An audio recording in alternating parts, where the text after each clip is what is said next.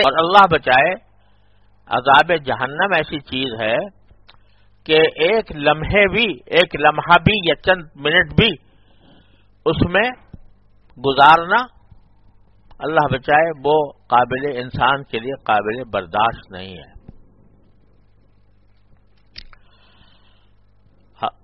نبی کریم صلی اللہ علیہ وسلم نے فرمایا اپنے چچا ابو طالب کے بارے میں، جنہوں نے قدم قدم پر رسول کریم صلی اللہ علیہ وسلم کی مدد کی اور اپنی ساری برادری سے لڑائی مول لی رسول کریم صلی اللہ علیہ وسلم کی خاطر، لیکن آخر وقت تک ایمان نہ لا سکے.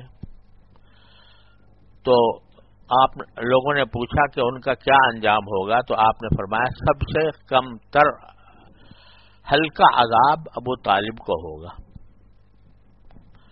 لیکن وہ اس طرح ہوگا کہ ان کے پاؤں میں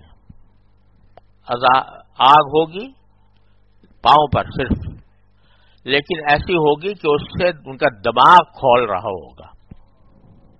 اللہ بچائے. سب سے کم تر، سب سے خفیف، سب سے ہلکا عذاب یہ ہوگا.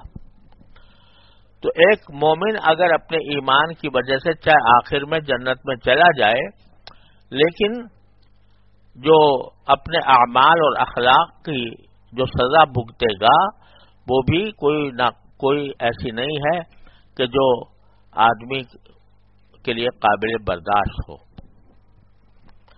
ایک لمحے کی سزا بھی قابل برداشت نہیں ہوتی. اس لیے ایمان کے ساتھ حسن اخلاق لازمی ہے.